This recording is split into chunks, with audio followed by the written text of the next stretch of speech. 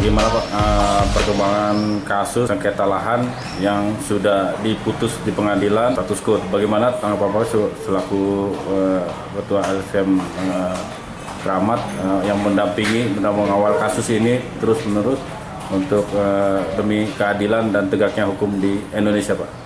Baik, terkait dengan sengketa antara ahli waris pemilik tanah adat Kampung Bojong Malaka melawan 7 instansi pemerintah, khususnya Kementerian Agama Republik Indonesia dan kampus Universitas Islam Internasional Indonesia, memang sudah diperiksa, diadili dan diputus oleh Pengadilan Negeri Depok dalam perkara perdata nomor 259/PDTG/2021/PN Depok tanggal 8 Desember tahun 2002 sudah diputus dengan putusan yang dinyatakan tidak ada yang dimenangkan dan tidak pula ada yang dikalahkan, atau Needs Conference Club NO.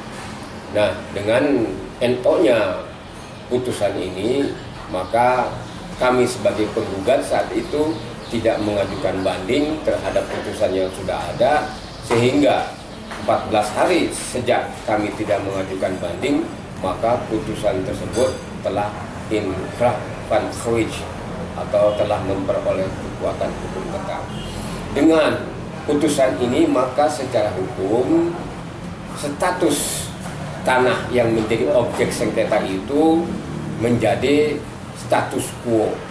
Dalam pemahaman hukum bahwa ketika lahan sengketa tanah dinyatakan status quo, maka para pihak, apakah penggugat maupun tergugat, tidak boleh memanfaatkan, tidak boleh menguasai, dan tidak boleh menggunakan tanah yang menjadi objek sengketa. Sehingga atas dasar itu, tanah Kampung Bojong Malaka yang saat ini dikuasai dan digunakan oleh Kementerian Agama untuk membangun PSN kampus UI 3 ini dalam keadaan status quo.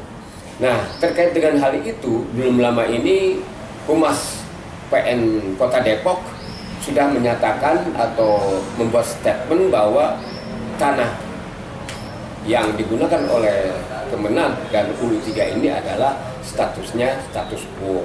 Artinya Kementerian Agama, UI 3, termasuk masyarakat sebagai penggugat tidak boleh ada di tempat itu. Artinya tanah Bojong Malaka ini harus dikosongkan oleh siapapun.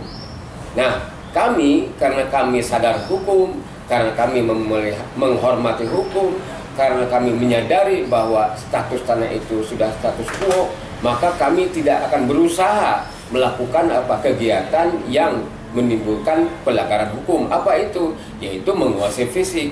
Banyak pihak yang menyarankan agar kami turun ke lokasi itu untuk mengambil alih fisik tanah tersebut.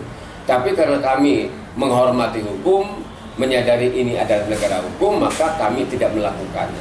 Namun sayang, Menteri Agama, Rektor UI 3, Menteri Agama sebagai pejabat negara, dan Rektor UI 3 yang kita kenal sebagai tokoh intelektual di Indonesia tidak menghormati hukum, tidak menyadari, tidak berusaha untuk taat kepada hukum.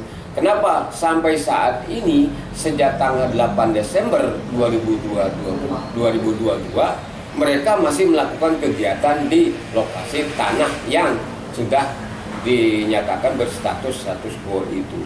Mereka masih ada kegiatan di sana, bahkan ada perkuliahan, sehingga apa? Sehingga sikap dan perilaku Menteri Agama dan Rektor UI 3 ini tidak mencerminkan sebagai pejabat yang taat hukum, pejabat yang menghormati hukum.